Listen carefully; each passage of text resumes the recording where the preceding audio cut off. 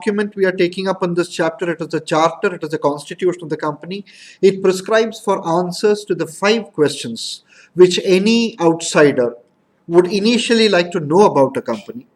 What is your name? Where are you? What do you do? What is your liability? And what is your capital? So these 5 answers, or the answers to these 5 questions, are put up in the memorandum in the form of 5 clauses common to all companies. In the case of an OPC, you have a 6th clause, which is the nominee clause, only to ensure that the essential features for a company continue to sustain. You have a nominee clause prescribing the name of another person, because this is a condition to incorporate an OPC. You need to nominate a person who will become the member. Until then, he's only on standby if something goes wrong with the one person. So the nominee clause is something applicable in addition to these 5 in the case of an OPC. After the 6 clauses, therefore, 5 plus 1, you have a clause which we technically do not call the clause. It is only the concluding part of the memorandum, which appears even under the articles, what we call the subscription paragraph or the association paragraph, outlining the details of the promoters. So we had made a list of these contents yesterday, and we were taking them up one by one, going into the nuances of them. What are the special features with respect to these contents? Name. For example, the name of the company shall end with the word limited or private limited, as the case may be. If it is the name of a Section 8 company, you have a problem that it cannot end with the word limited. You have an option that it need not end with the word limited. You will follow it up with the word foundation, association, confederation, something like that. And in the case of a Nidhi company, if it is a Nidhi company, you will mention that. Similarly, if it is an OPC, you will mention the word or the phrase one person company in brackets at the end of the name, after mentioning ABC Private Limited. So the name clause has its own special characteristic features with respect to those 3-4 types of companies. Now, coming to the second, which is the situation clause. Here you remember I called it the situation clause or the domicile clause or the nativity clause or the registered office clause, or they mean the same. Now the situation clause will only give in one sentence the name of the state or the union territory in which the registered office of the company is proposed to be situated. So Roman number 2 in the memorandum, you will just find it. The registered office of the company is proposed to be situated in the state of West Bengal, in the state of Tamil Nadu, in the state of Kerala. No pin code, street, lane, cross, road number, nothing. Only the name of the state, because we understand that you may not have decided your address as of now. I remember having told you yesterday, every clause, almost every clause in the memorandum can be correlated with other information supplied at the time of incorporating the company. I was telling you that the name should not be undesirable. 6 names are proposed, not less than 3, not more than 6, of which one or some of them are approved by the registrar. As a cross-check, you can always verify that the name which has been approved only has been adopted. Similarly, here when you cross-verify, here only the name of the state is given. Along with the other documents which are submitted, you also give an address for correspondence. This is an address which the registrar can use to ask questions, to clarify doubts about incorporation of the company, interacting with the promoters. So that is only an address for correspondence. That need not be the registered office. It need not be the registered office of the proposed company. It is an address. It could be even the residential address of a promoter. So here, only the name of the state or the union territory where the registered office of the company is proposed to be situated needs to be mentioned, nothing else. Therefore, it would become restricted to that state or union territory then. You can't shift your registered office to any other place until at least the company is incorporated. So the situation clause is important. Basically, it is important for two reasons. Number one, the situation clause will decide your jurisdictional registrar. Who will be the registrar? Who will monitor this company? Which is the registrar this company is supposed to report to? Is decided by the situation clause. Number one. Number two, it decides books of accounts, the place or the location where the books of account of the company are maintained. Remember, the most important evidence or evidential characteristic of a company is its books of account. Where are the books of account of a company kept? We have a section exclusively coming up. We're coming to that later. So books of accounts and jurisdictional registrar are the two primary important aspects when it comes to the situation clause. So the situation clause in the memorandum gives the nativity of the company, the domicile of the company. Which state is this company a native of? So you can call it the registered office clause, you can call it the situation clause, you can call it the domicile clause, the nativity clause. Ultimately, in one sentence, it just lays down the name of the state or the union territory where the company is proposed to be located, or the registered office is proposed to be located. So that is the situation clause. As I told you yesterday, almost every clause in the memorandum is just a plain one sentence content, except for the objects, which is coming next. The name of the company shall be dash dash dash. The registered office of the company shall be situated in the state of, union territory of dash dash dash. The liability of the company is dash dash. Authorized capital of the company is rupees. That's it. So it is only the objects clause which is further divided into what are the main objects, what are your secondary objects, what are the incidental other objects which are related to these two. So here it is only the name of the state with nothing else included, nothing else is required. So that is the second clause. So why don't you make a note of that in your books? Name clause you mentioned yesterday. Number two, situation clause.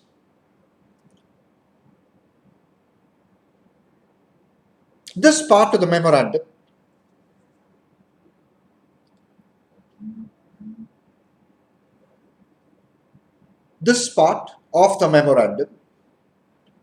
specifies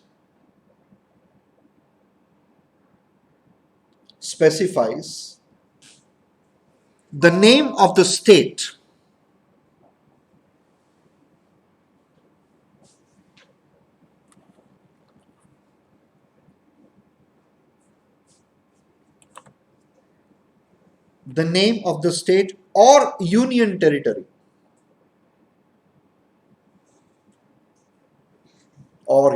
territory wherein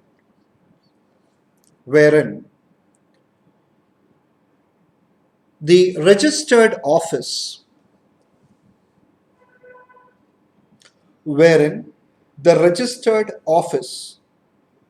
of the company,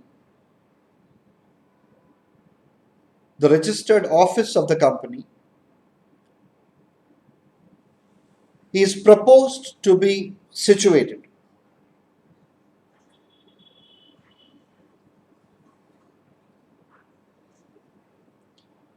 Registered office of the company is proposed to be situated. Okay, full stop. And the next line. The significance of the clause.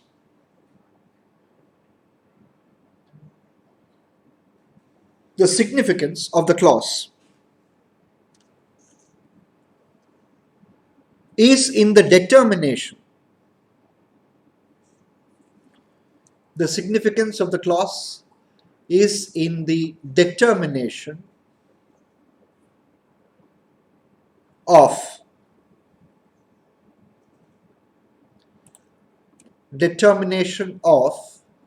the jurisdictional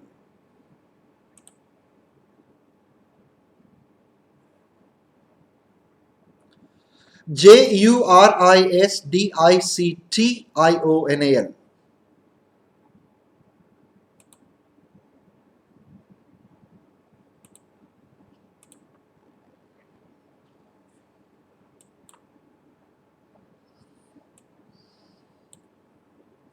jurisdictional registrar.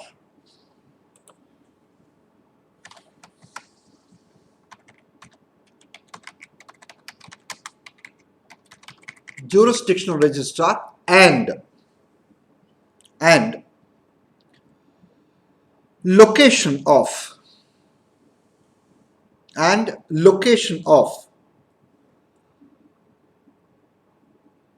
the books of account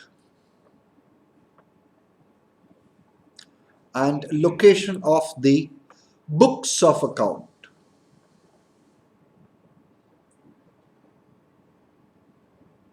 Let's be picture perfect. We usually don't say books of accounts, it is books of account. Okay. Now, before we proceed to the next content of the memorandum, one word of advice here.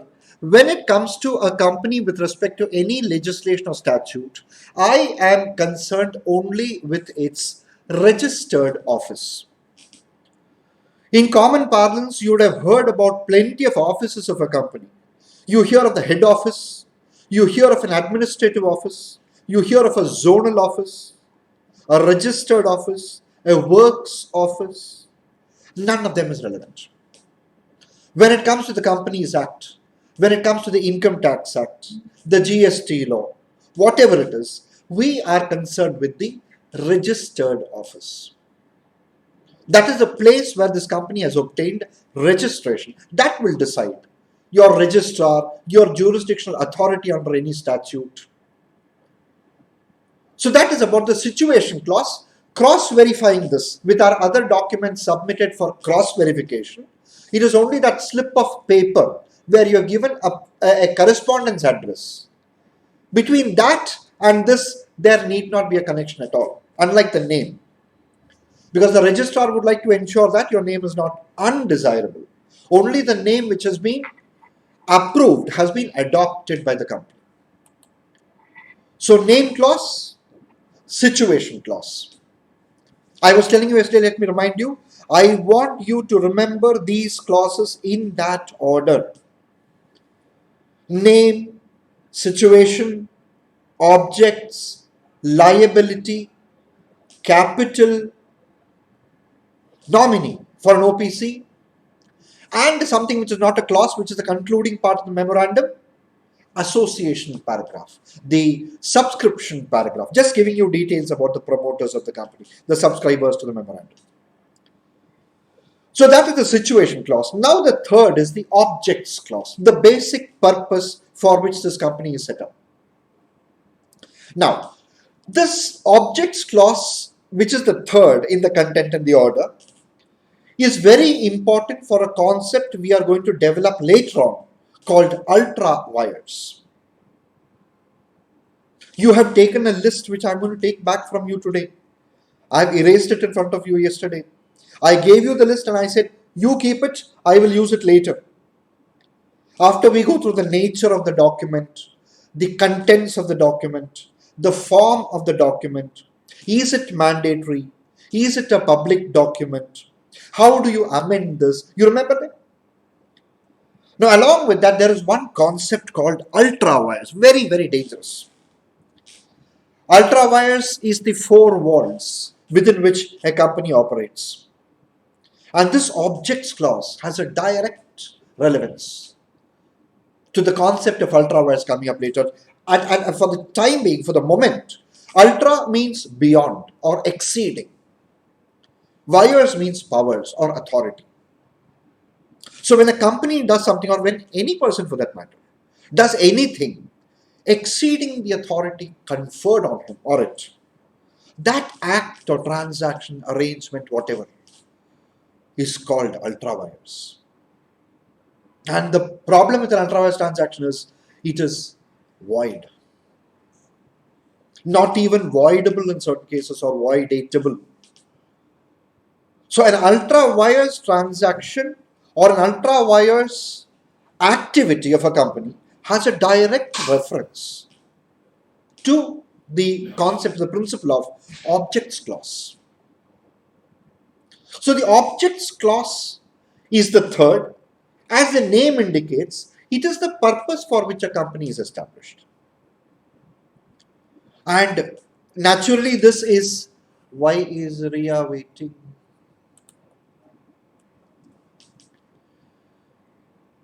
Purpose of the company, that is to say, if you cross-check this with the other documents that are submitted, this is the first step with which a company starts. Conception of a lawful purpose. That lawful purpose is the object for which this company is established. Banking, shipping, insurance, manufacturing, service, outsourcing. That is the object.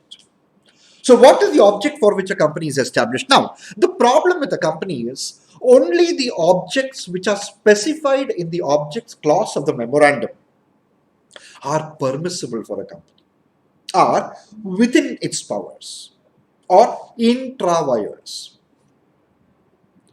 The moment a company enters into a transaction which is not specified in the objects clause of its memorandum, that becomes ultra vires.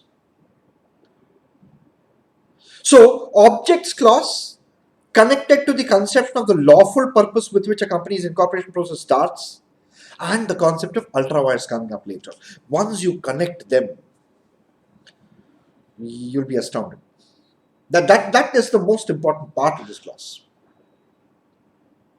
Now, when a company is incorporated to carry out an object, it is obvious, it is very natural that there are other things related to this. For example, if a company's main object is banking, there are so many things incidental to that. Accepting deposits, operating a safe deposit locker facility, giving loans, the right or the power or the privilege to take over property which people have mortgaged in connection with the loan and are unable to repay. So the word banking is at the core center. There are so many activities surrounding banking which also come within the objects. So a company which, let us say, has the main core object of banking has 23 other functions which are related to this. അതെല്ലാം objects ക്ലോസിൽ വരണം. അപ്പൊ നമ്മൾ objects close എന്ത് ചെയ്യും? We split it into 3 parts.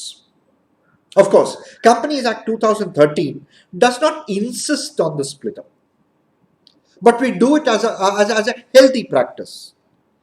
Number 1, main object. ഈ main object എന്ന് പറയുന്നത്, as the name indicates, ഒരെണ്ണേ പാടുള്ളൂ, maximum 2. If I make a memorandum having 17 main objects, the registrar will tear it and throw it off. Now, main എന്ന് പറയുമ്പോൾ ഒരെണ്ണം അല്ലെങ്കിൽ maximum 2. So you have one main object. There are other objects, incidental objects. That is, objects which are incidental or secondary, subservient to the main object. And part 3, other objects. So it is very, very necessary for a company to imagine what all it may be required to do during its lifetime and put it in the objects clause, so that no transaction, no activity which it normally does in the ordinary course of business becomes ultra vires. The main problem with the company, the legal catch with which a company is incorporated, a company can do only what it is authorized to do in the objects clause. Anything other than that will become ultra vires. And the problem with an ultra vires transaction is, it is not the company which will suffer. It is that outsider who has transacted with the company who will suffer. So it is necessary to have the objects clause as exhaustive as possible, as large as possible, so that you ensure that nothing that the company does becomes beyond its authority or exceeding its authority. So the objects clause is nothing but the purpose. Name, situation, purpose. Why is the company being incorporated? So the objects clause can easily be cross-verified because the first step in incorporation of a company, conception of a lawful purpose. As a registrar, I will definitely cross-verify that. You had come to me, the promoters had come to me with a lawful purpose, and I had approved that. I hope that appears as the main object in the objects clause of the memorandum. So the objects clause will tell the members of the public, the society in which the company is interacting, as to what this company is set up for. Of course, as time passes, you can change it. Technology is growing.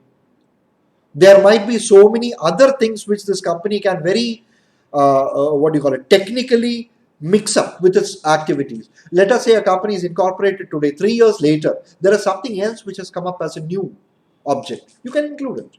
That is what we will be seeing under amendments. How do you change the memorandum clause by clause? We'll come to that later. So, it is necessary to have the objects clause made in such a way as big as possible, as exhaustive as possible, so that it accommodates everything that this company might be required to do to achieve the main object. So, the objects clause decides what the company will do. What is it set up for? And this is where these shell companies will suffer. Dummy companies will suffer. You remember lifting of the corporate wheel?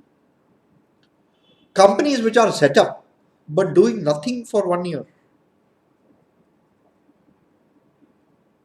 You remember what that relates to? A company which is set up but doing nothing. Either it's a shell company in case of which I have to lift the corporate wheel. Or second, it could be a good. You just do your lip movement, I'll understand what you're talking, especially Shruti. Dormant company. A dormant company is a company that makes an application to be classified as dormant. I'm going to sleep, don't disturb me. Then it's not a shell company. It is very much authorized to remain dormant through an application in writing given to the registrar for a specified period. So objects clause is one thing that is going to decide how to catch hold of these shell companies. You said you're going to do this, but you're not doing this. Then what are you set up for? Shall I close you down? That kind of a show cause notice. Okay, so mention about the objects clause. Number 3, objects clause.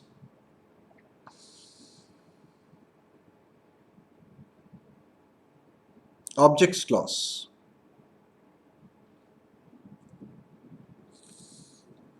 This part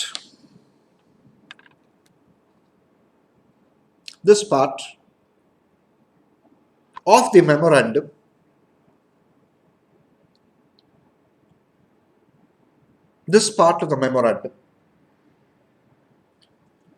describes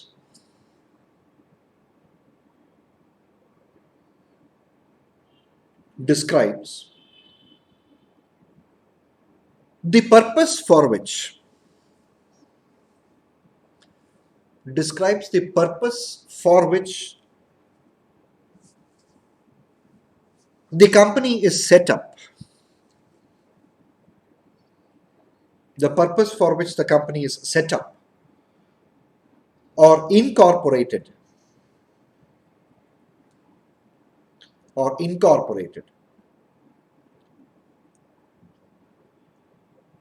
that is the commercial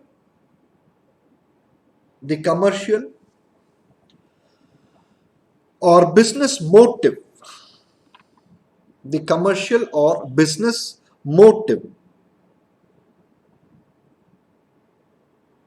of the company. The commercial or business motive of the company. MOTIVE.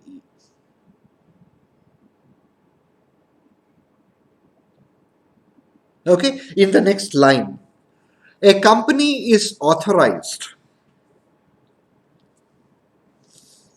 A company is authorized to carry out. A company is authorized to carry out only the objects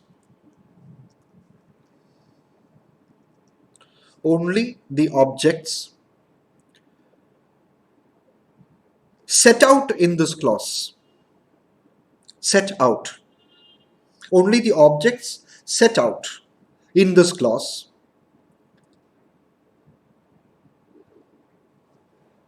making any other transaction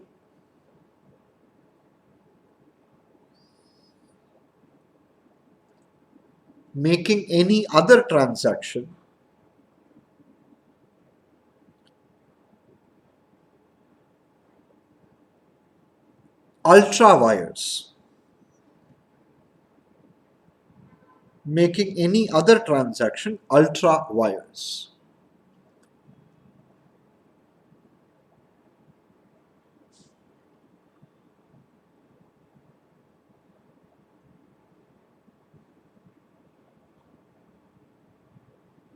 Okay, so what you need to understand is not only the clauses in that order, what does it provide for, and what is its significance.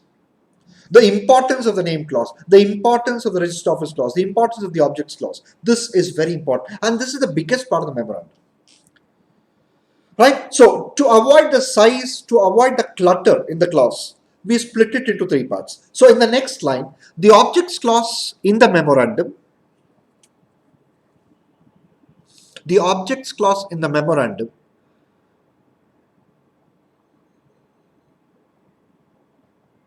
is generally split. Is generally split in three parts. Is generally split in three parts. Hyphen the main object,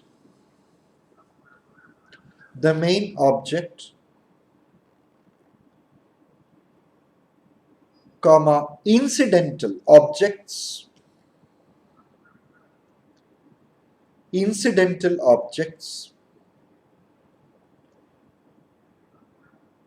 and other objects.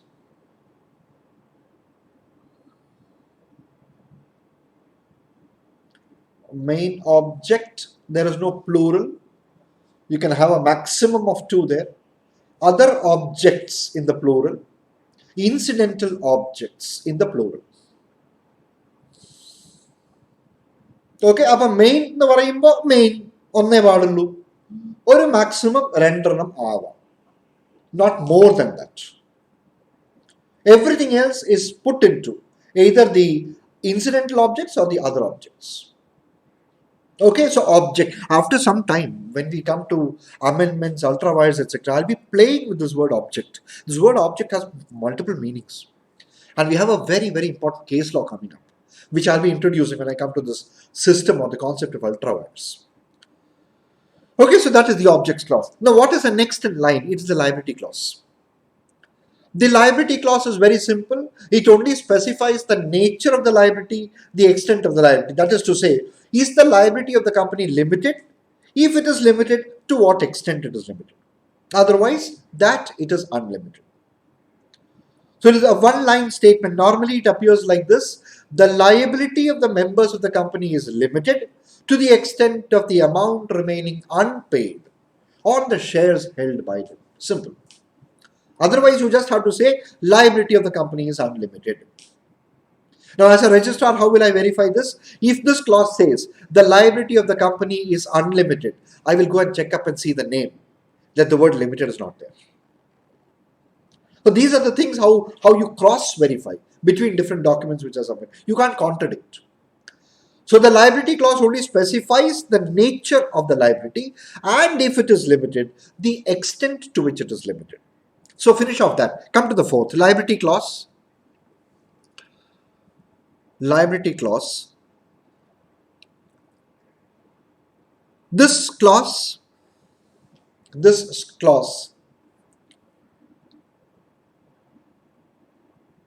specifies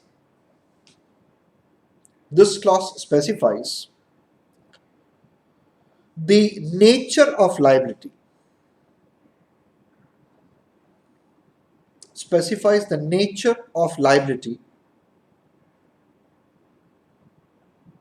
of the members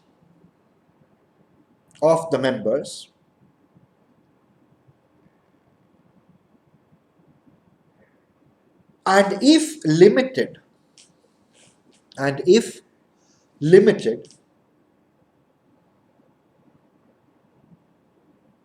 comma, the extent to which it is limited. If limited, the extent to which limited.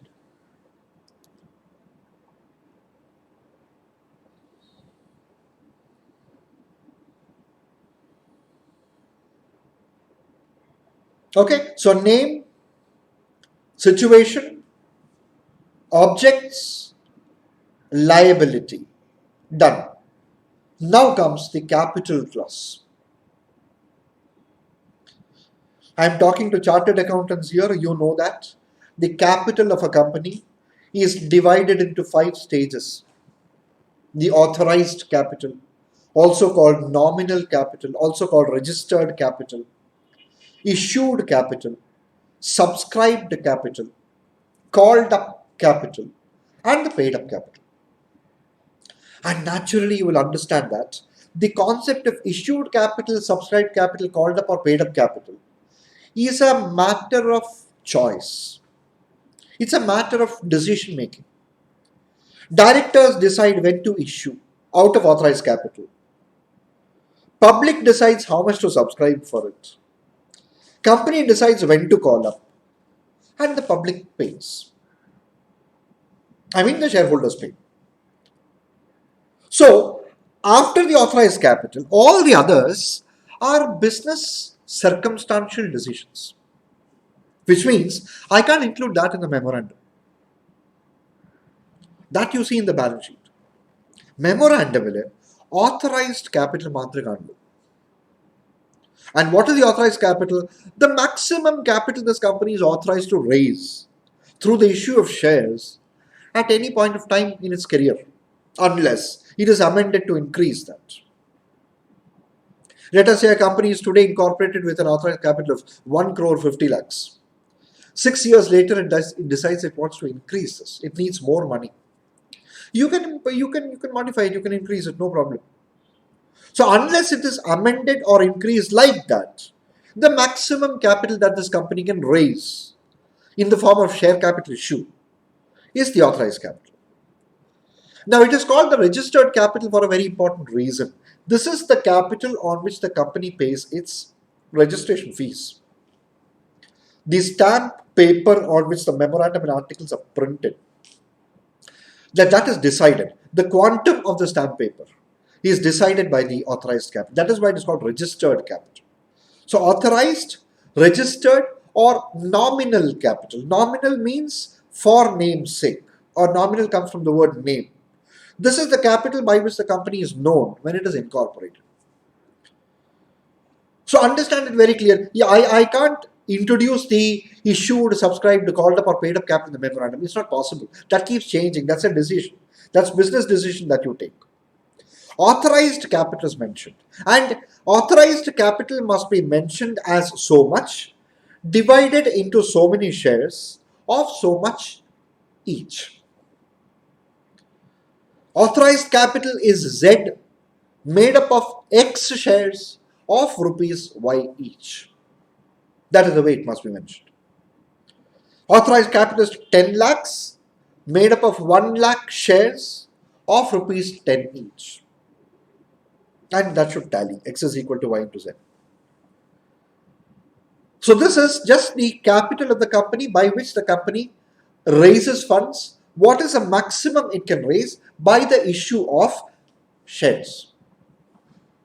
I'm not dividing it into equity and preference.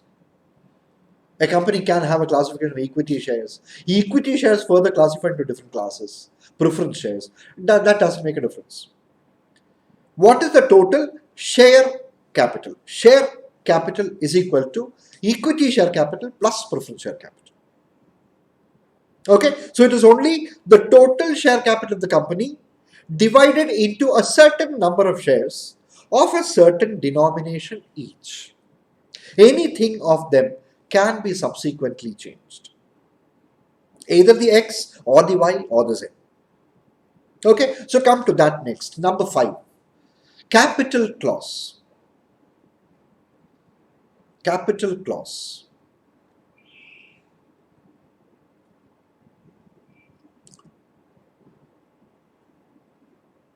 This content of the memorandum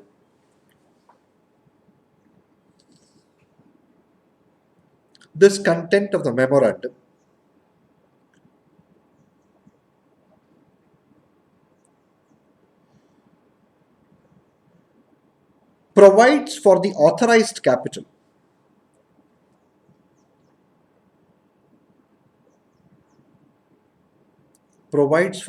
authorized capital divided into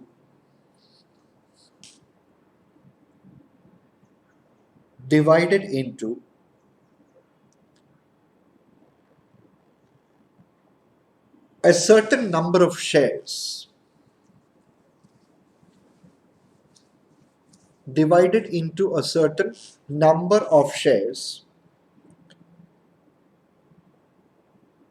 of a specific denomination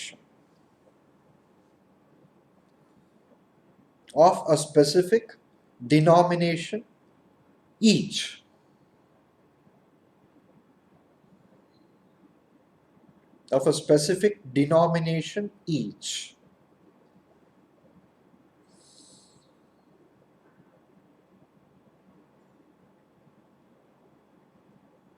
Okay, full stop. The significance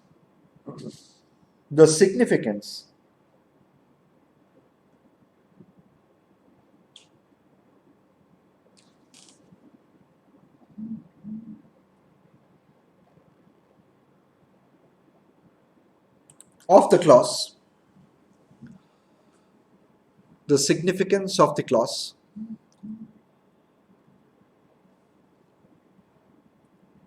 is a prescription of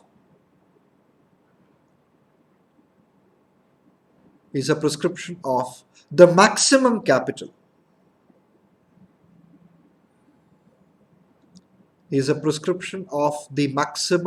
capital that the company can raise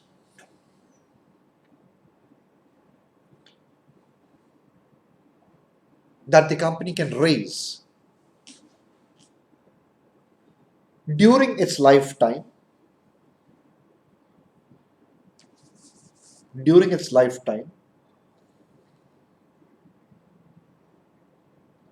unless increased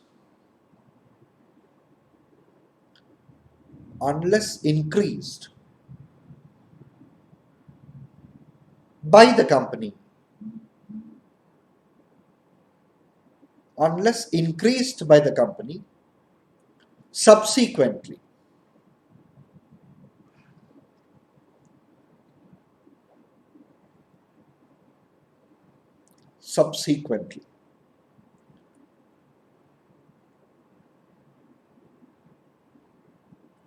Okay, so all the three must be there.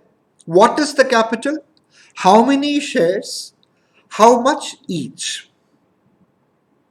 And its significance is this is the maximum capital, and that is the capital on which the company pays its registration fees, the stamp duty at the time of incorporation.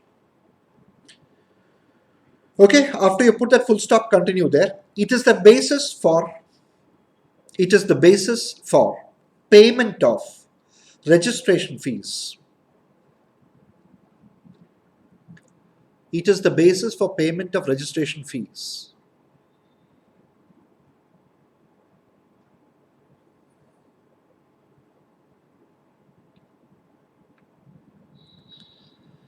Now I can see what you are thinking. അപ്പോൾ ഒരു കാര്യം ചെയ്താൽ പോരെ sir, ഇന്ന് നമുക്ക് ചെറിയൊരു capital mention ചെയ്യാം, registration fees കൊടുക്കുക, 2 വർഷം കഴിഞ്ഞിട്ട് കൂട്ടുക. അത് പറ്റില്ല. Whenever you increase the authorized capital, the differential registration charges would have to be paid. So you can't keep that low now and then increase it later and avoid that registration charges. It's a very nominal fee. In fact, we have a schedule in the Companies Act which specifies what is the registration fees for what capital. And as a chartered accountant, you need not know that. As a company secretary, I should know that. Capital ഇത്രയാണെങ്കിൽ registration charges എത്രയാണ്. There's a proportion. It's slabified, just like your income tax slabs. For this capital, this registration fees. For this capital, this registration fees. You don't bother about that. Even at the final level, you need not bother about it. So this is the capital clause which provides for the authorized capital. So name, situation, objects, liability, capital. Now comes the stupid provision for a stupid company. The nominee clause of a one-person company which is going to specify a legal representative. Somebody who will take over the company if something goes wrong with the one person. And it is only to basically sustain all these features which we started with in company law, even for a one-person company. So even a one-person company should not be disturbed if, let us say, the person who has incorporated the company dies, or he becomes insolvent, or he becomes of unsound mind, somehow lacks his or loses his capacity to contract. So the nominee clause, going back to our initial classification of companies, the person who's been specified as a nominee must agree to it. He must consent to act as a nominee. And at any point of time, he can withdraw his consent. And this one person can keep replacing him also. So there's nothing permanent about it. The nominee can change, the nominee can withdraw. Ultimately, along with the incorporation documents, the nominee's consent to act as such in writing shall be submitted along with the other 6 documents.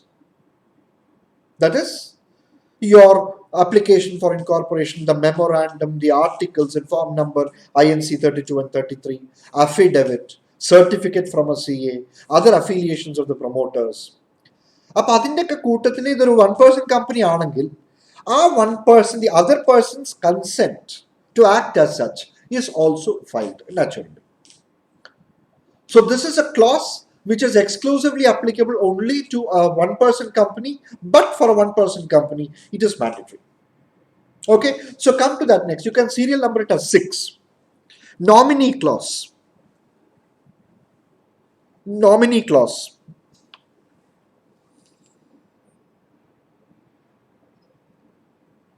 Nominee clause hyphen being exclusive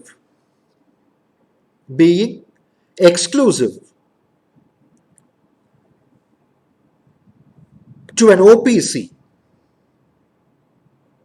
being exclusive to an OPC,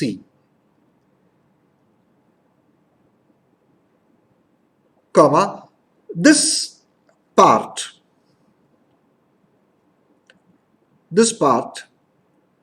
specifies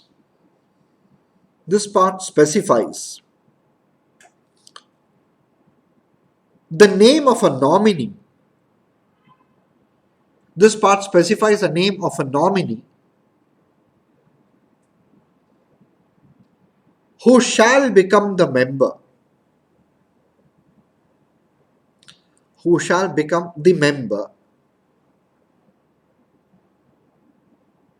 In the event of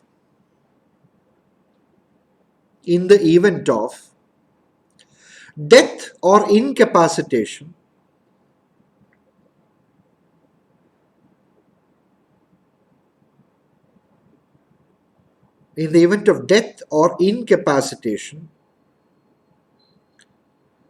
of the one person.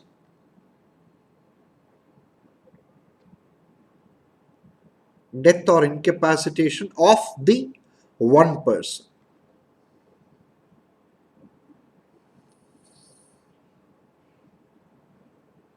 Okay, now we have been comprehensive as to the clauses applicable to any type of a company, starting with the name and coming up to the nominee clause.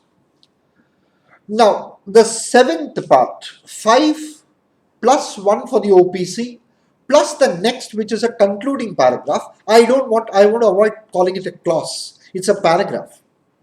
At the end of the memorandum, which you will find commonly at the end of the articles also, is the subscription clause.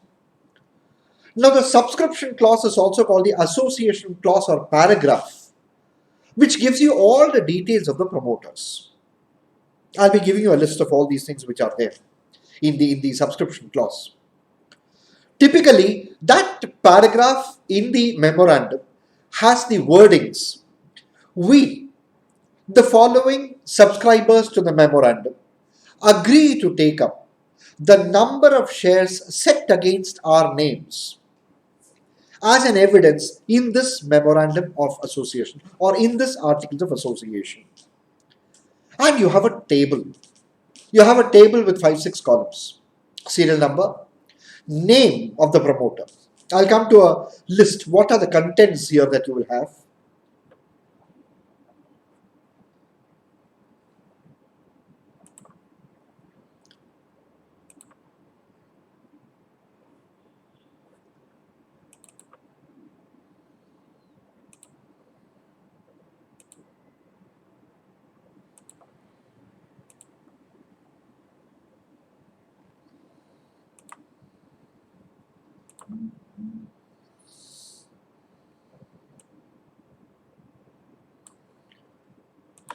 So the subscription paragraph or the subscription clause will start with number 1, the name of the promoter.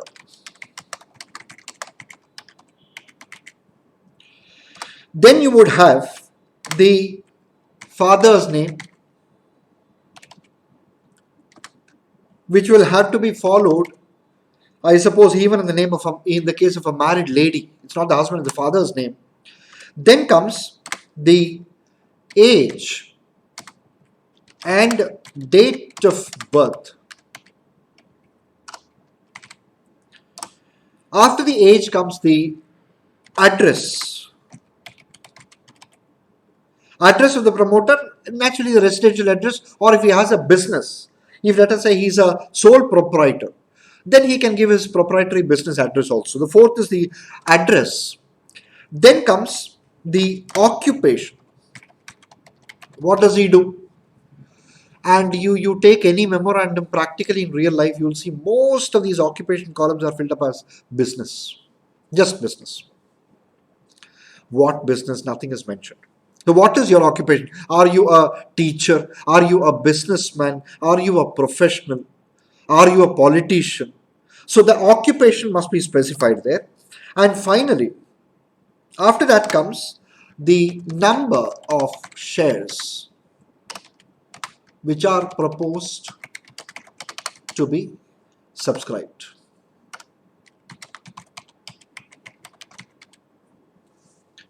Name of the promoter, preceded by serial number, of course. Father's name, age and date of birth, address, occupation, number of shares proposed to be subscribed, and naturally what is important? The seventh, the signature. You remember the case law I brought up in the case of memorandum being the conclusive, certificate of incorporation being the conclusive evidence. All these 7 signatures of the 7 promoters were forced. And the certificate of incorporation was given.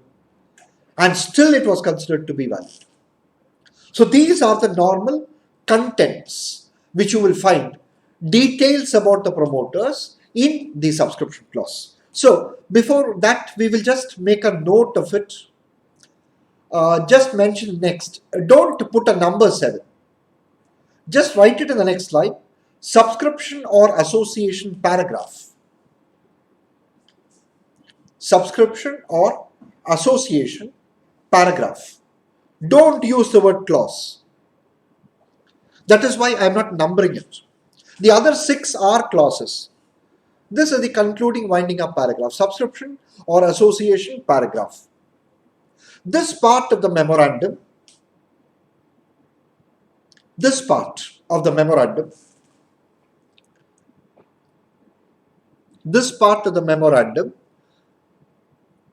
There you mentioned it in brackets, repeated under the articles. Repeated under the articles. This part of the memorandum, open brackets, repeated under the articles, close brackets, provides for the details, provides for the details of the promoters of the company.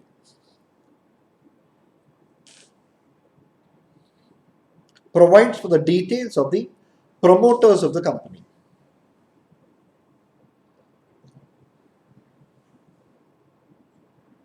Okay, full stop. In tabular form. In tabular form.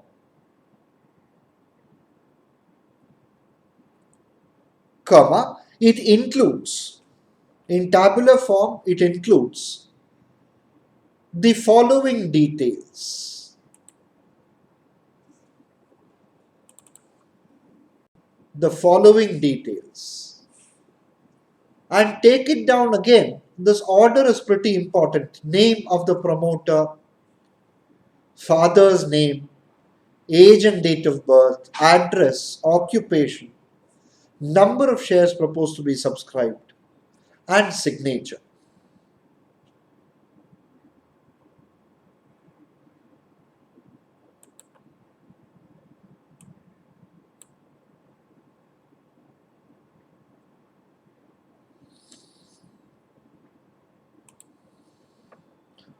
Did we lose it? I'll mention it again. I was trying to erase jurisdictional registrar and this went off.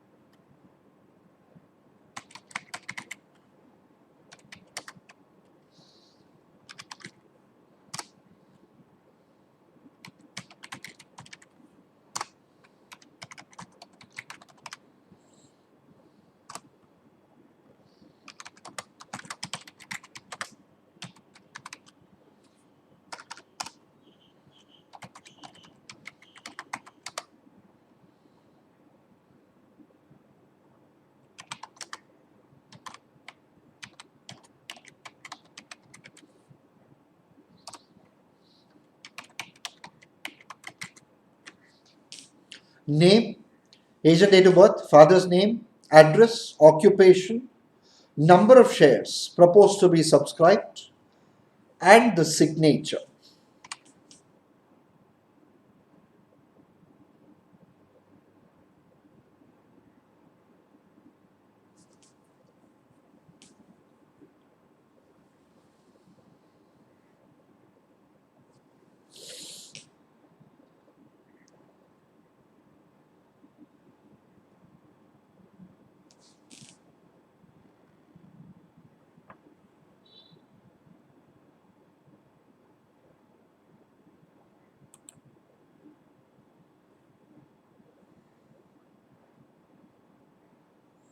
Okay, so those are the details of the promoters who are also called subscribers to the memorandum, signatories to the memorandum. It is a concluding part or a concluding paragraph, typically not called a clause as such. So now we have completed the contents of the memorandum, but before I proceed, I want a question answered. Let us see who can answer the question. Let us see the brains in class. Name, situation, objects, liability, capital, nominee, association, paragraph. Now I'm going to make a statement. The question is going to be asked in this way. I'm going to make two statements. Statement 1, statement 2. I will repeat them as many number of times as you want. And after I repeat them, after I give you the statements, you will have to tell me, is it true or false? And your combination can be anything. It can be anything. Both are true, both are false. One is true, second is false, one is false, two is true. It can be anything. I'm going to make the statements. I'm going to write it down here so that you don't make a mistake. You don't write it down, we'll write it down later. I'm just making statement A and B in written form so that you can think over it. And I want an answer for this. Statement 1 and 2.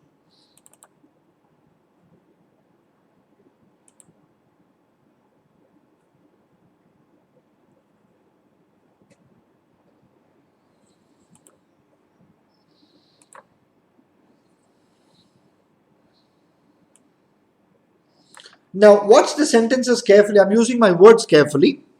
A company without share capital need not include a capital clause. I repeat, a company without share capital need not include a capital clause. That is statement A. Statement B. A company with unlimited liability need not include a liability clause. I repeat, a company with unlimited liability need not include a liability clause. I repeat, a company without share capital need not have a capital clause. True or false? B. A company with unlimited liability need not contain a liability clause. So the two statements are clear now? Let me see.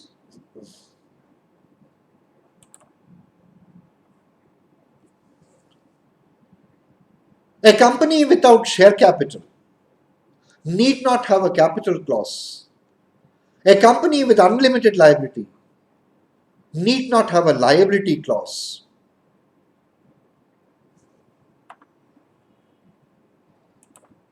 First is true and second is false.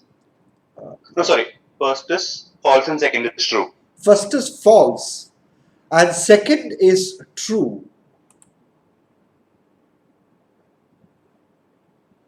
All agree? ഒരു minute അറിയാം, ഞാൻ unmute ചെയ്യാം. Yeah, tell me.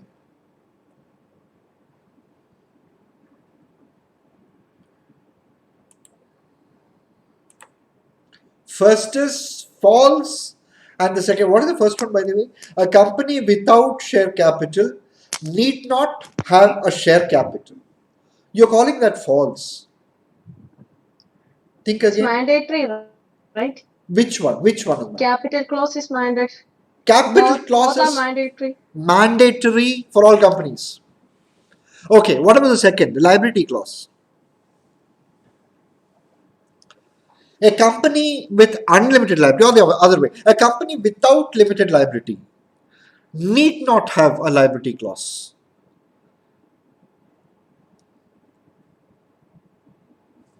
Let's go back.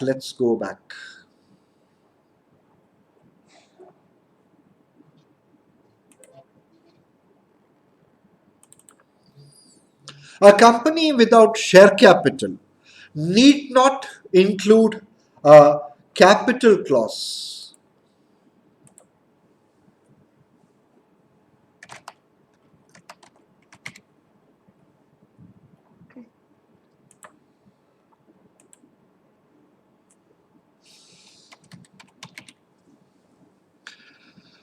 A company without share capital need not include a capital clause. It is very true. A company with unlimited liability need not include a liability clause. False. You'll have to say that it is unlimited. Now, coming back to the logic of it. Share capital illathor company. Look at the vrittiyada behind it. This company does not have share capital. How odd it looks.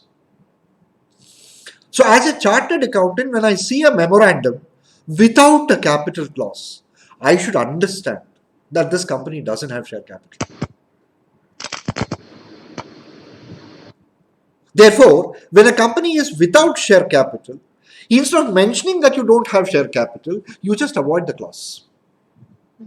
But then what did I say about the liability clause? I said it specifies the nature of the liability and, if limited, the extent to which it is limited.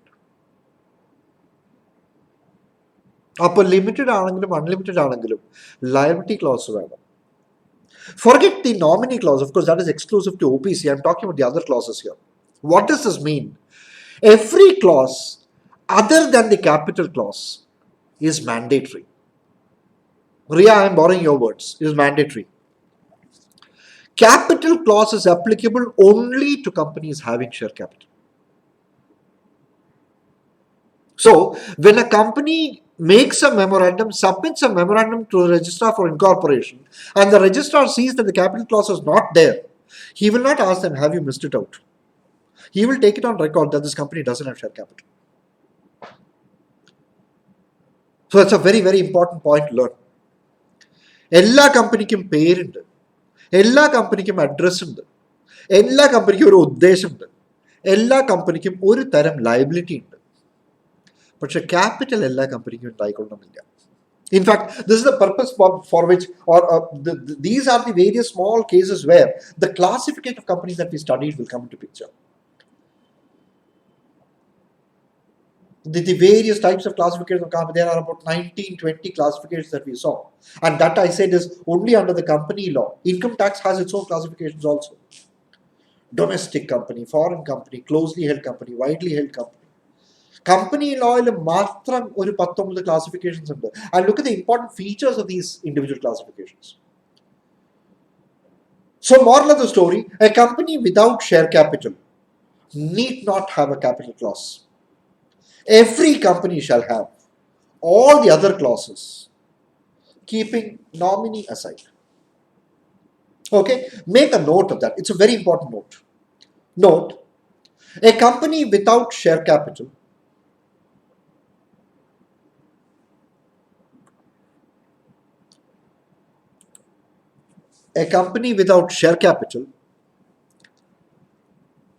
need not include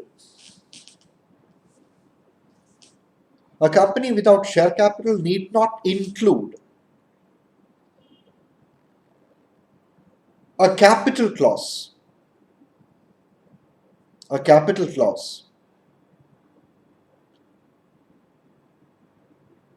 whereas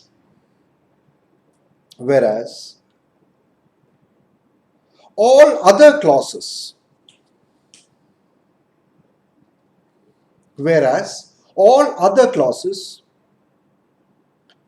including the liability clause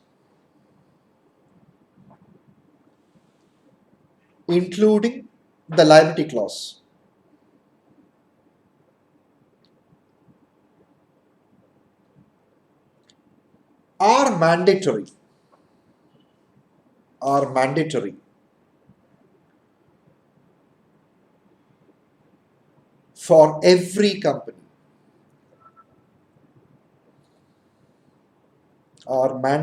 for every company. And I've been repeating this word or this phrase, every company, is very dangerous. It will include a company which is limited, unlimited, with share capital, without share capital, Section 8, not Section 8, government company, Section 8 company, statutory corporation.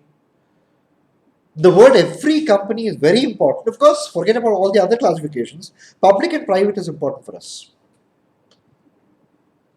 So whatever be the nature of the company, liability clause is mandatory. Limited ആണെങ്കിൽ limited ആണെന്ന് പറയുക, അല്ലെങ്കിൽ അല്ല എന്ന് പറയുക. ഇനി limited ആണെങ്കിൽ, is it by shares or the amount guaranteed? That will have to be mentioned.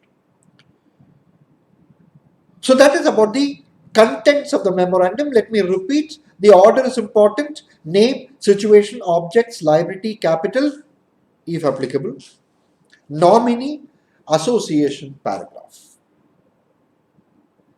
But when it comes to the articles, it's easy. I can't expect you to remember 97 contents. So as a sample, as an illustrative list, I will just check up and see if you can give me about 10 to 15 contents. That is enough when it comes to the articles. But in the memorandum, I want you to remember them. And each of them is just a one sentence statement except for the objects clause, which is further divided. Main object, incidental objects, and other objects, plural. Right? So with that, we complete the contents of the memorandum. You know what it is. You know what it contains now. The next is the form. Go back to the list that you have taken. I suppose it is the form I gave you next. Nature, contents, with a form. Yes, okay. So now we come to the form. Let me introduce you to Schedule 1 to the Companies Act. Like I told you yesterday, like how we have done our homework in school. You don't have to ask your neighbor's book, copy, and give it back. No. There's a ready-made format for both the memorandum and the articles. And now that we have come to the form, I will give you the form for both memorandum and articles. Because you can learn it at one shot. And the second advantage that I have is I can check up and see if you remember this when I come to the form of the articles. So after you've understood the nature, after you've understood the contents, the next is the form in which it must be made. Which means there's a ready-made standardized format provided for these documents. And that is given by Schedule 1 to the Companies Act.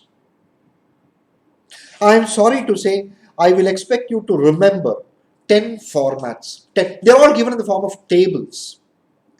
Table A, B, C, D, E. Table F, G, H, I, J. I'm going to put the tables in the form for different types of companies.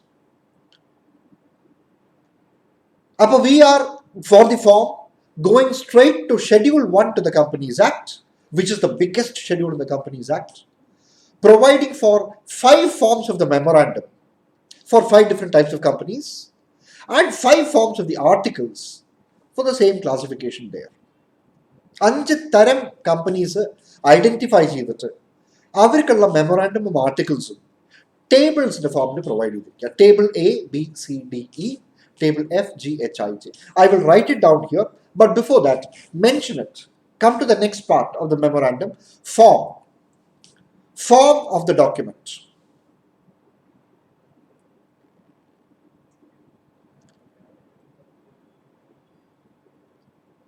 Form of the document.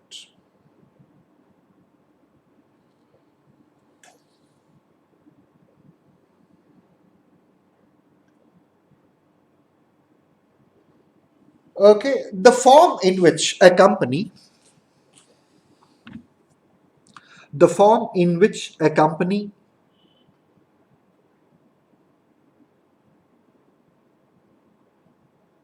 shall prepare. The form in which a company shall prepare its memorandum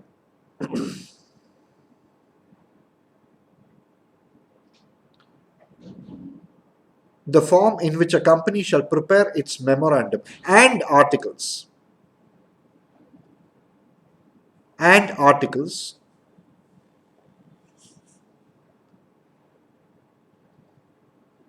is laid out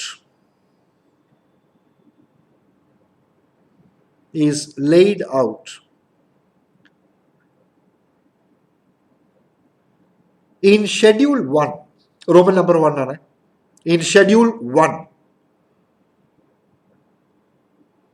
to the Companies Act 2013.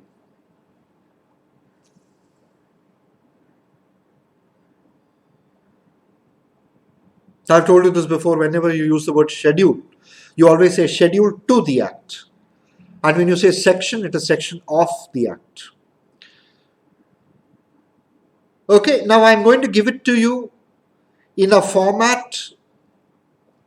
I don't have my picture art here, but then if you can do it in a picture art form, this would have been nice.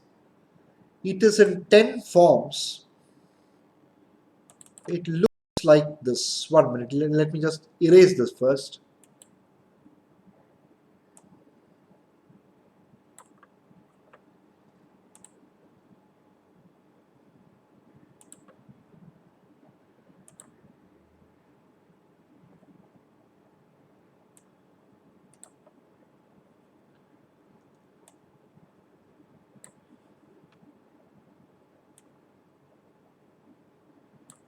Okay, ഇത് typically നമ്മുടെ ഈ ഫോമിൽ ചെയ്യേണ്ടതാണ്. Left സൈഡിൽ memorandum, right സൈഡിൽ articles. But then I will give the memorandum first. Form of the memorandum.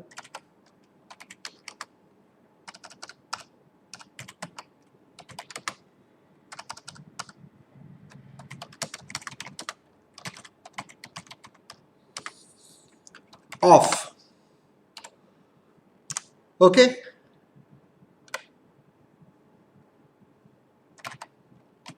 Table A. Company limited by shares. What I mean by this is, Table A is the form in which a company limited by shares makes its memorandum. അതുപോലെ Table B is the form for a company limited by guarantee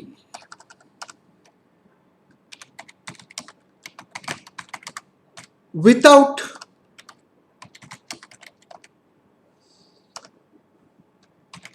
share capital. I hope you're taking down. Take it down.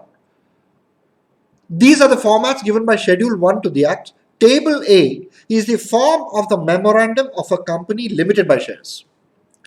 Table B, form of the memorandum of a company limited by guarantee without share capital, not having share capital. Then comes Table C.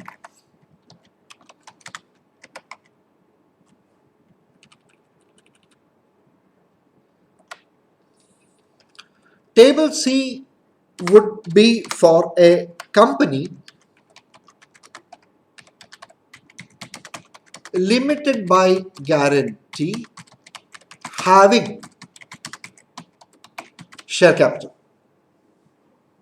See the difference? Without share capital, having share capital. അടുത്തത് unlimited company. So Table D.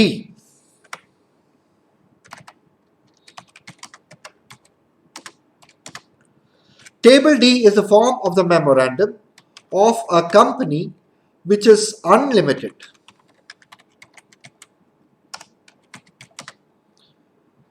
without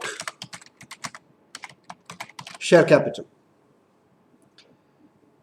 Unlimited company or a company which is unlimited without share capital. And the next would be Table E. Table E is for an unlimited company having share capital. Now, all this is the form of the memorandum, mind you. Once you take down this, I will come to the articles. So let me repeat it. Form of the memorandum of a company limited by shares is given in Table A. Form of the memorandum of a company limited by guarantee without share capital is in Table B. Form of the memorandum of a company limited by guarantee and having share capital is in form Table C. Table D is for an unlimited company without share capital. And Table E is unlimited company having share capital. In other words, these are the standard prototypes given in the Act. So whenever you study, whenever you are studying and you get bored, take the Companies Act, go to Schedule 1, you can see it. And you can see that all these memorandums which are in Schedule 1 are blank. For example, if you take Table A, Table A are naturally clauses in Directive. Clause 1, Clause 2, Clause 3, Roman numbered, name, situation, objects. Okay, blank. The name of the company shall be, not a blank. അതേപോലെ table എയിൽ situation close നോക്കിയാൽ the registered office of the company shall be situated in the state bar union territory of dash. അതൊക്കെ blank ആണ്. You have to fill it up. So it gives you the format. So I don't have to borrow the memorandum from another company, copy it and give it back. It is not that. It is there. You download it from Schedule 1 in the website, fill it up, upload your details. That's the purpose with which it is given. So memorandum of, I will expect you to remember the order. Memorandum of a company limited by shares, table A. Limited by guarantee without share capital, table B. Limited by guarantee having share capital, table C. Company which is unlimited without share capital, table D. Unlimited company having share capital, table E. Okay, so this is a memorandum. It's not over. We will come to the articles also. Since I am in schedule 1 anyway, we can complete that. Okay, so you've taken it down. Tables A, B, C, D, E. When I was a student like you, we had only these 5. Table A was the articles of a company limited by shares.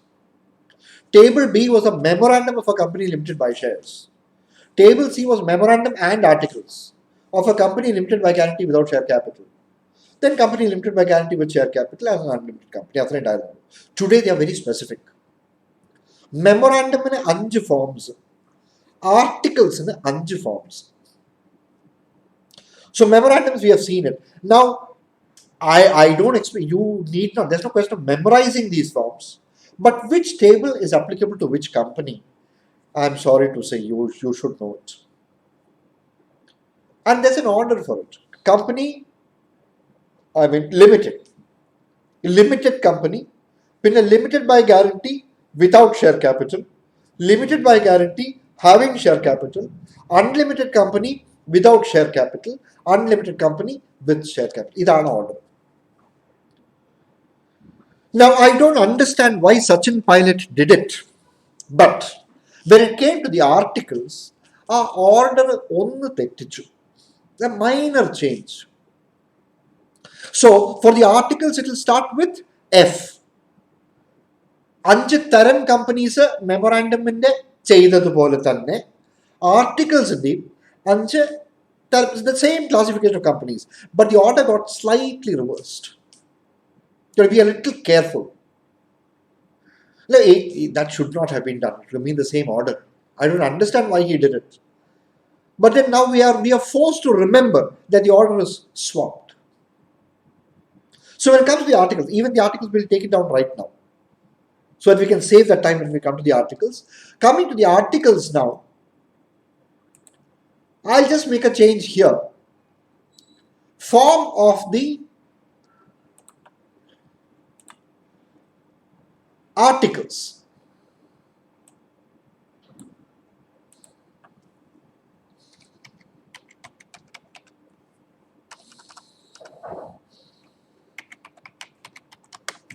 Of. Now these tables, I'll just change it.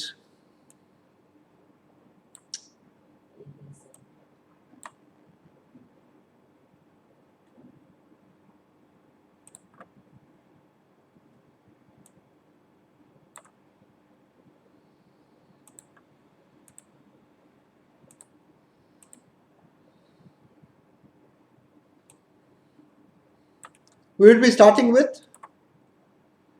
F. Table F.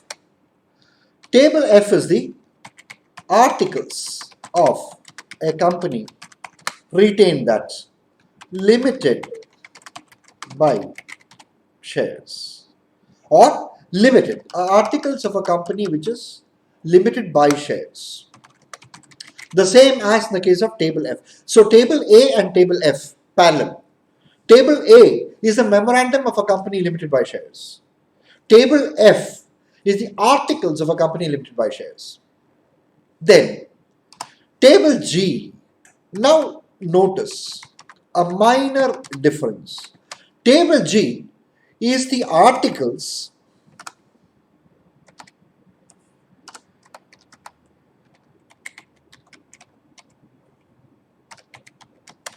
of a company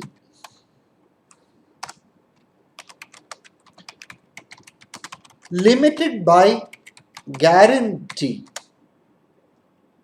with share capital. Either orthal madi. The rest of it, now you can swap it up. You can make it up. Table B is the memorandum of a company limited by guarantee without share capital. Table G is the articles of a company limited by guarantee having share capital. Even without now it was swapped. And so we are forced to remember this now.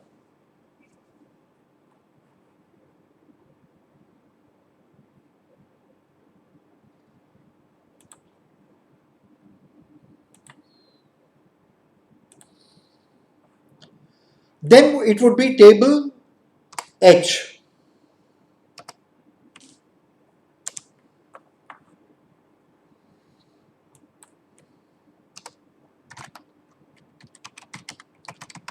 Table H is the articles, you can make it up now, of a company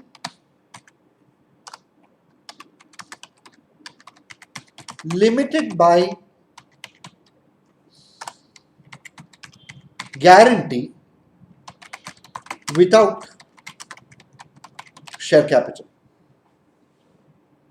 The order has got swapped. Table I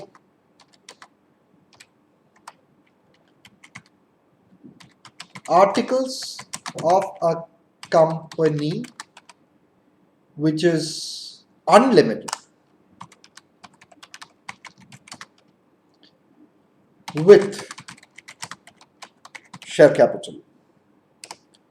The next would be table J. Table J is articles of a company which is unlimited without share capital. So this is the case of the articles.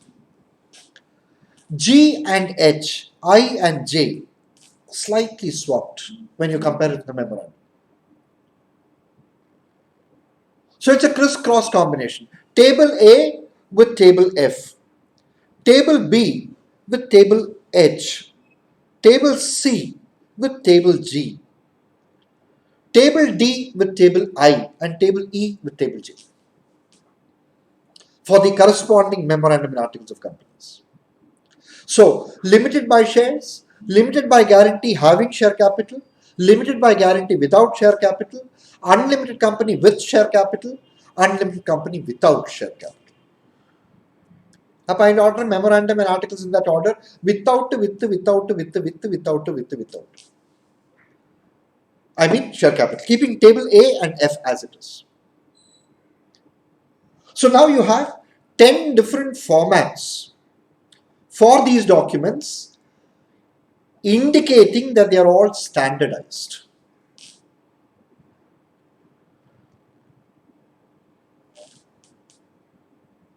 Clear?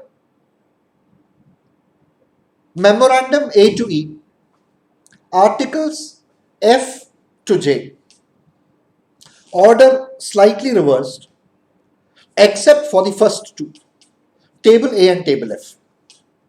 Now naturally, table A to E ellam blank. Table F to J, adu blank alla.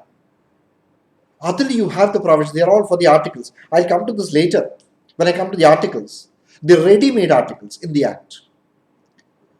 Now what you have to do is download table F, G, H, I or J as the case may be, make whatever changes the company wants to do and then upload that as your articles.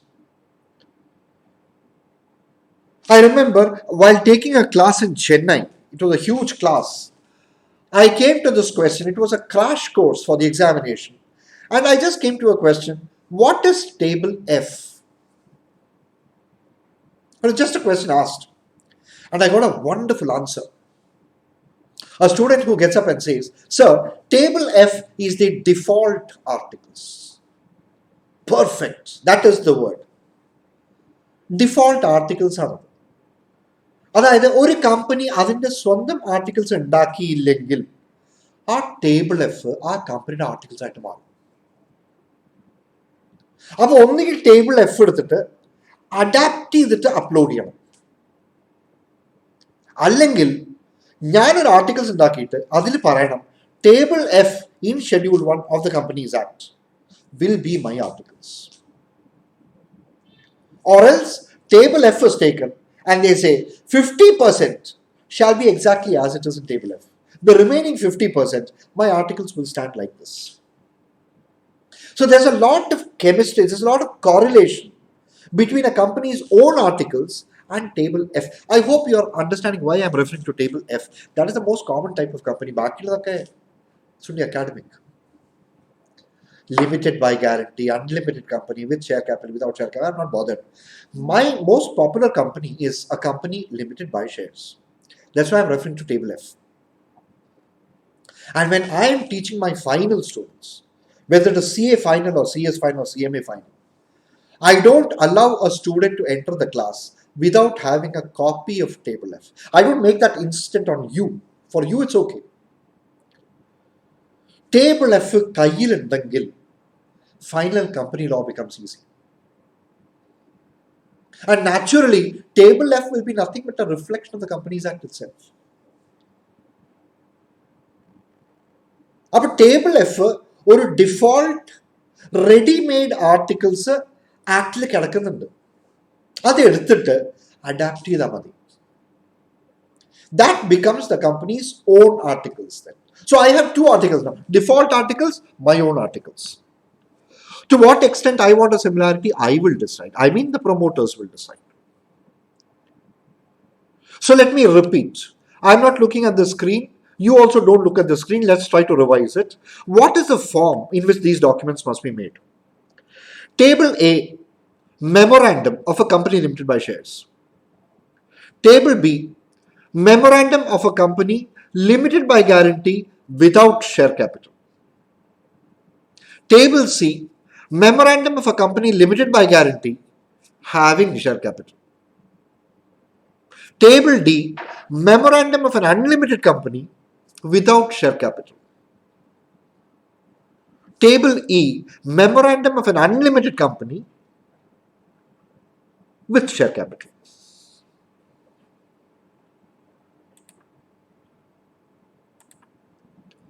Then comes the articles.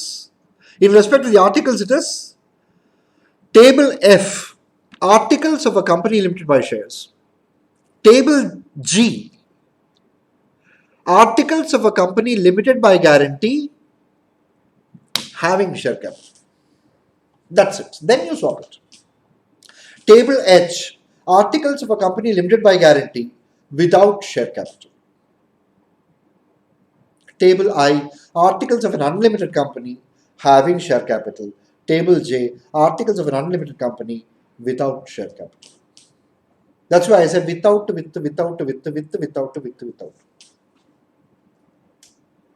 Keeping table A and F common. That is the most important. That is what we need. All the others are just for academic knowledge. It is only theoretical relevance. അപ്പോൾ ഇതാണ് form.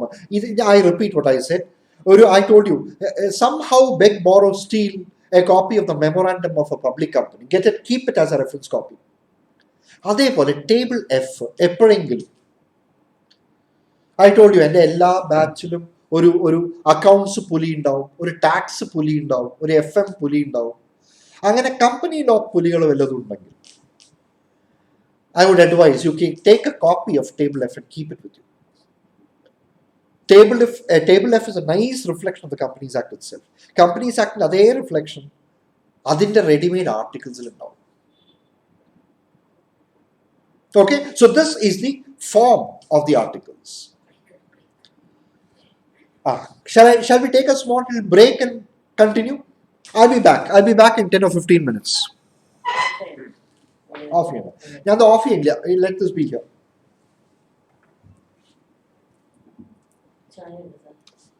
വരാം.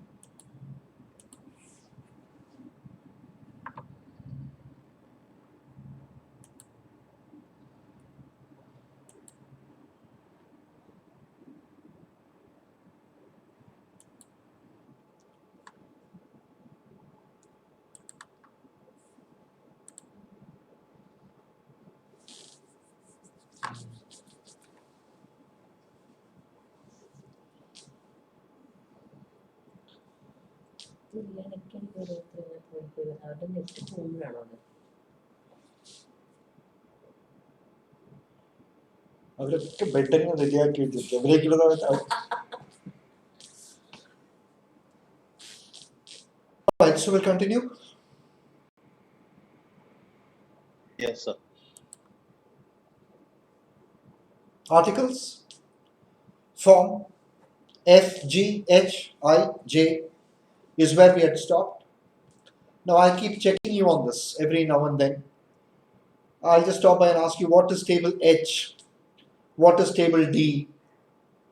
When I ask you that, it would be very nice to remember that order.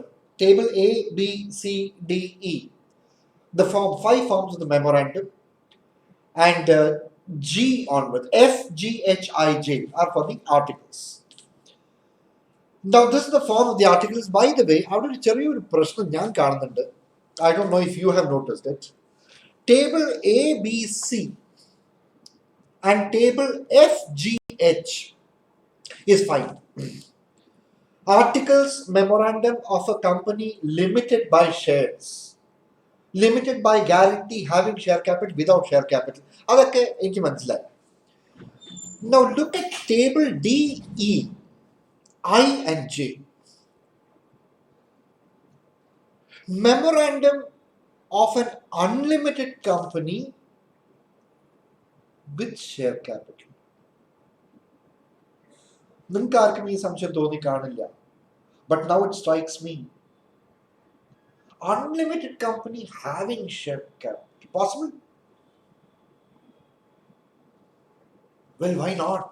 Why not? In an unlimited company having share capital, it doesn't mean that your liability is over after paying the amount remaining unpaid on the shares. That is only one part of your liability. In an unlimited company, the liability is unlimited, gone case. So there is nothing wrong. There are unlimited companies having share capital also. And that is something you have not imagined when I came to that point.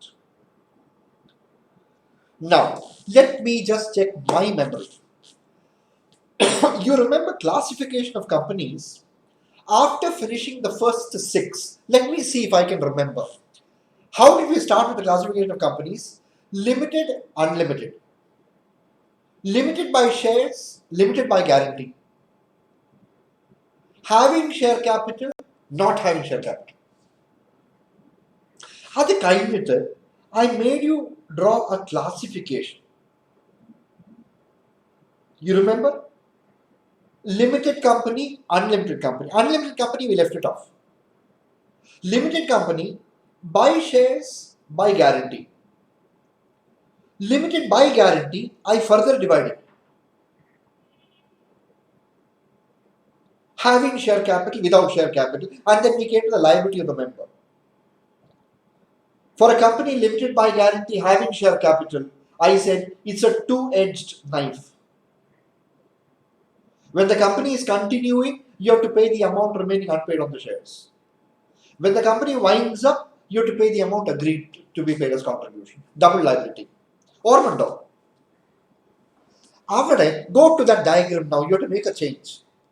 Unlimited company നമ്മൾ അതുപോലെ വിട്ടു. പക്ഷെ now Schedule 1 teaches us unlimited company also can or may not have share capital. അപ്പോൾ unlimited company താഴെ show a classification with share capital, without share capital.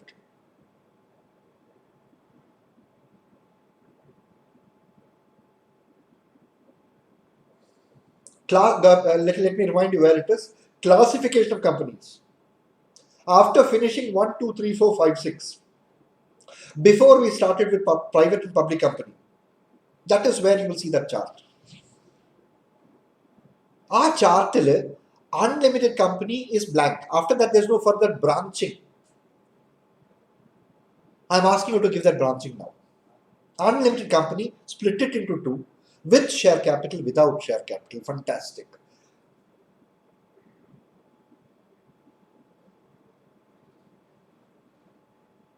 So I am open to that possibility also now. Even an unlimited company may or may not have share capital. If it has share capital, you have a double liability. If an unlimited company doesn't have share capital, which is the most common, there's no problem. You have only one liability. But if it's an unlimited company with share capital, you have to pay the amount on the shares when the company is continuing, and when the company winds up, God knows what. It is unlimited. Okay, so this is the form. Table A, B, C, D, E. Table F, G, H, I, J. All provided by Schedule 1 to the Companies Act 2013. അപ്പോൾ എപ്പോഴെങ്കിലും സമയം കിട്ടുമ്പോൾ ബോറടിക്കുമ്പോൾ go to the Companies Act. I suppose your material should actually have it. I don't know. I've not seen your study material. It must be there. If it is not there, I have advised them to include that. The table F is a ready-made articles which we normally require while making it for a company which is limited by shares, which is the most common type of company. Okay, so we have finished these three parts now. What is the nature of the document? What are its contents? And what is the form? As I told you, table A and F is the most important for me. What is table A? Memorandum of a company limited by shares. Table F, articles of a company limited by shares. The others are for companies which are limited by guarantee, unlimited, etc., having share capital, without share capital. The order has been slightly changed, but let's not bother about that. It's only for academic importance. അപ്പോൾ അതോടെ form എന്നുള്ളത് കഴിഞ്ഞു of the memorandum. We are dealing with, let me remind you, don't get lost in the jungle, part 1, memorandum. In this chapter, under that we have finished the nature of the document, we came to the contents of the document, and now form of the document. അടുത്തത് എന്താ? I have forgotten.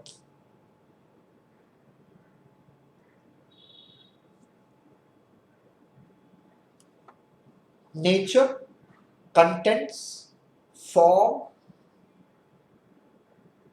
mandatory.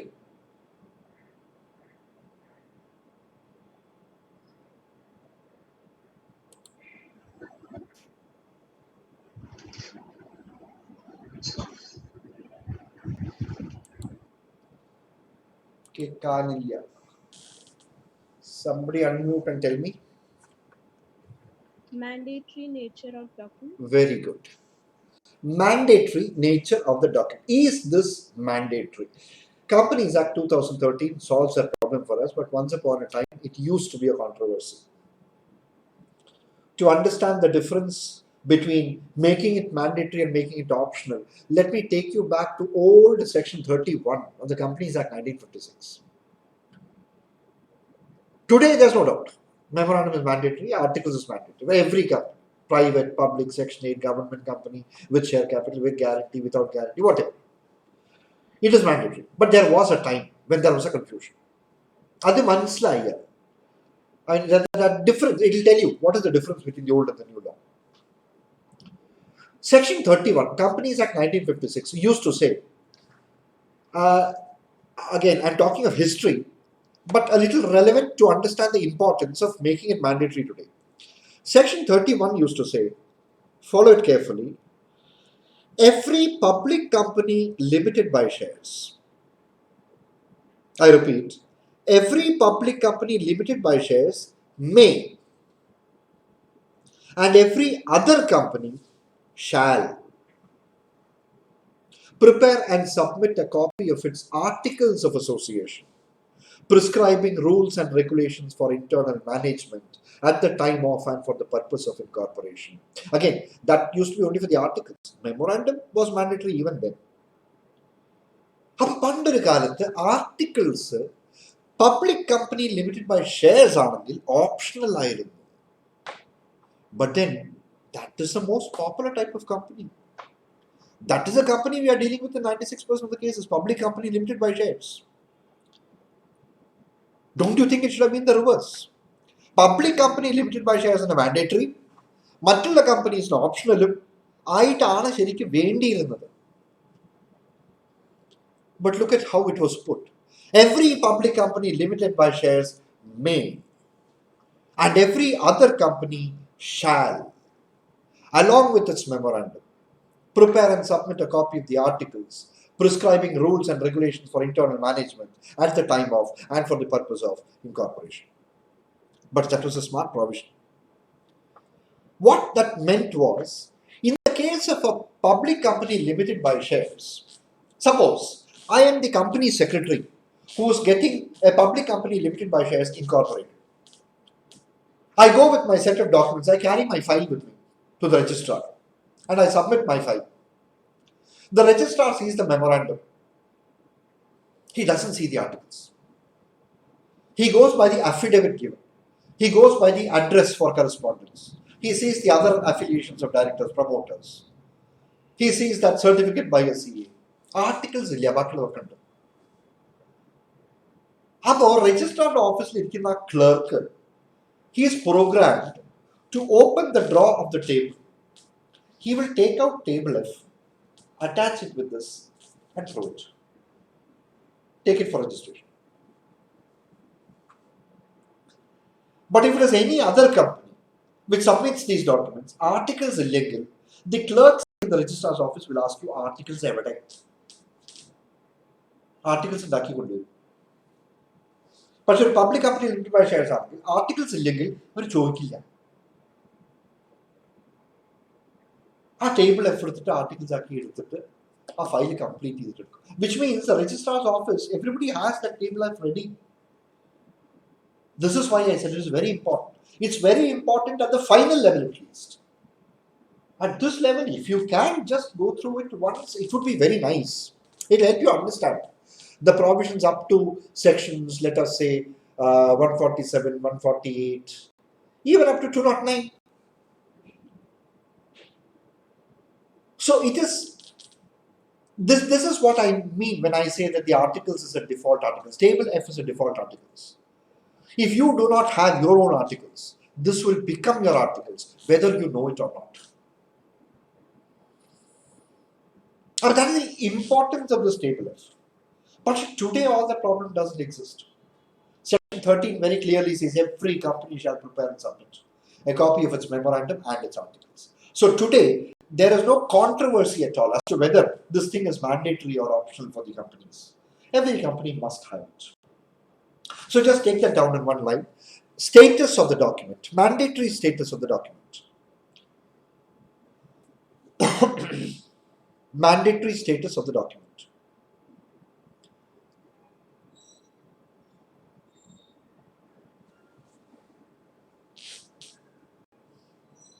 Every company shall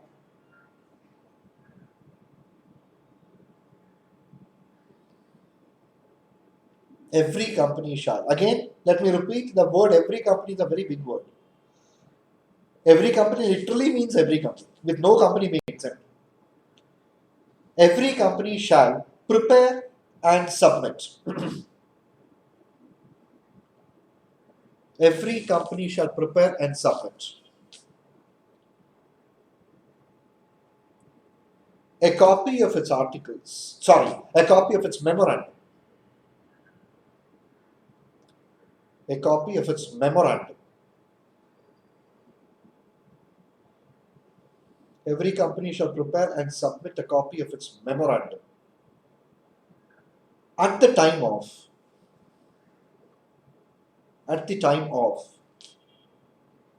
and for the purpose of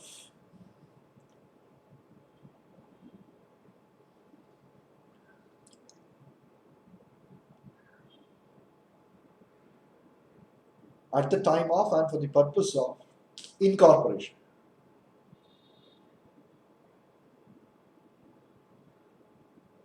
At the time of and for the purpose of incorporation. So I'll be coming to the same statement when I come to the articles. You remember I told you we'll be following the same route map. Nature of the document, contents, a form, a mandatory status, a public document, and things like that. When I come to the articles also, I'll be following the same order. I'll be repeating the same statement so that it gets into your hardware. Every company shall prepare and submit or file a copy of its memorandum, its articles, at the time of and for the purpose of incorporation. Okay, so mandatory status done. Now, what is the next? Is it a public document? Left. What is the next one? Publicity status of the document. Good. So come to that next. Just give the title, let me explain it. Publicity status of the document.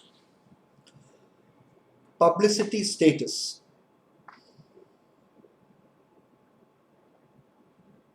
Publicity status of the document.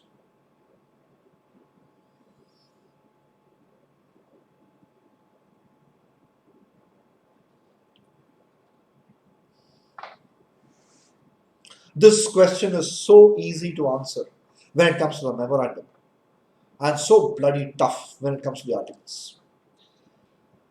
This question is very, very tough for the articles, and it's a favorite question for the institute also. Every other exam, that question is asked. In other words, if I ask you the question, is the memorandum a public document? The answer is definitely yes. No doubts at all. It is a public document. It is meant to be a public document because it answers the 5 questions which every outsider would like to know about the company. You remember those 5 questions. What is your name? Where are you? What do you do? What is your liability? And what is your capital? So when it comes to the memorandum, is it or is it not a public document? Is not at all a controversy. It is definitely a public document. But when it comes to the articles, it is tough. There is a very, very important case law. There are 2 theories: theory of indoor management, theory of constructive notice, Royal British Bank versus Turkin.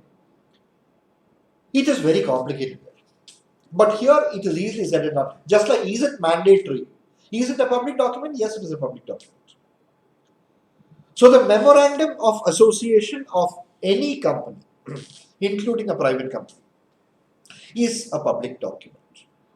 In other words, if I go to a company, I am a common citizen of India, I am a chartered accountant, I go to a company, I am walking by a street, I see a company there, I see a public company there, I can walk in and say, I would like to see your memorandum.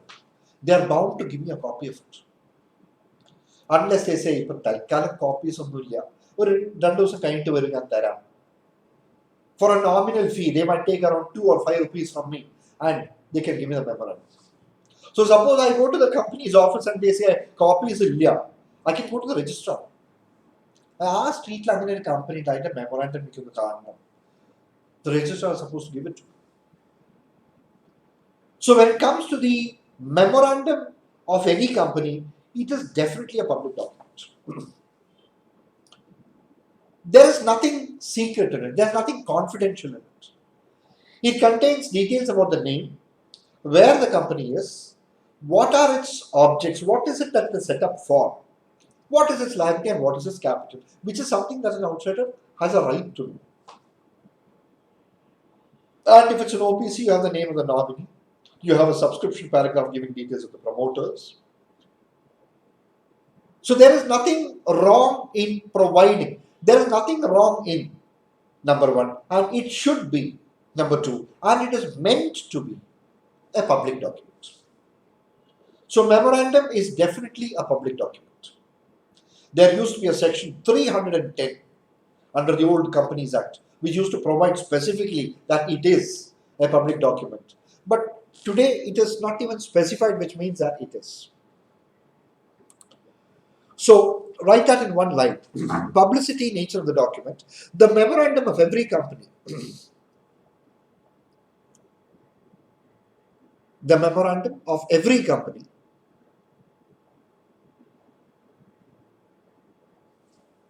is a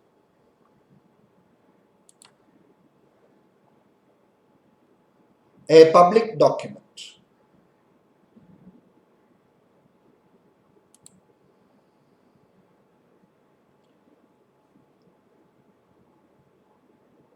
The memorandum of every company is a public document.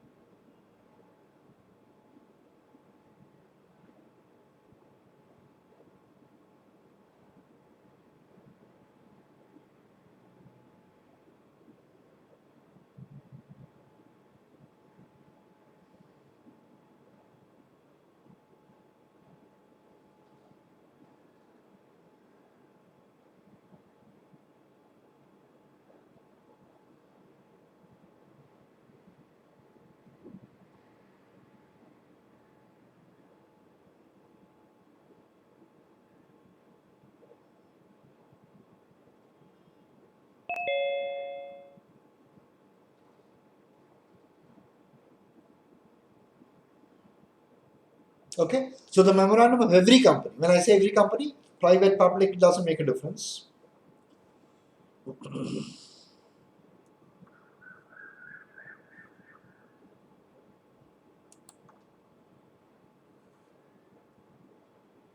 The memorandum of every company is a public document. Am I audible?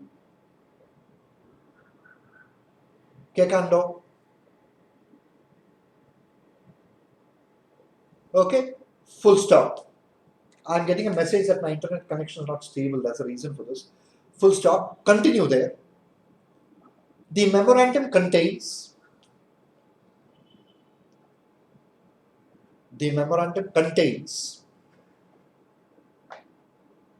particulars. The memorandum contains particulars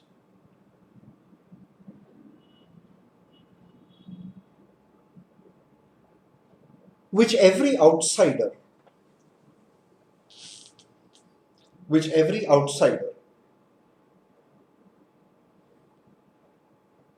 is required to know.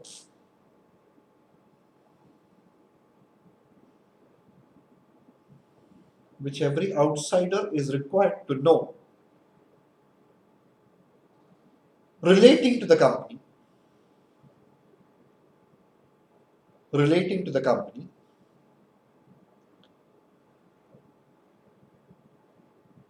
implying that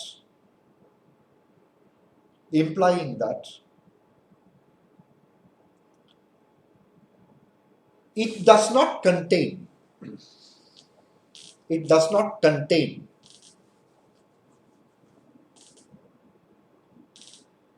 technical information. It does not contain technical information.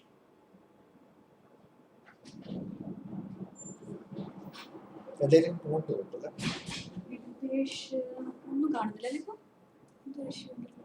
എന്തോ ഒരു issue. Implying that it does not contain technical information. Technical information ഒന്നുമില്ല. Document technical ആണെങ്കിലും അതിലുള്ള information technical അല്ല. That's what I mean. പേരാണുള്ളത്, സ്ഥലമാണുള്ളത്, capital might be a little technical, but outsiders know what you mean by capital. It's a corpus fund of a company. Liability. But information technical alla, document technical avangilu. Look at the difference between them. Articles is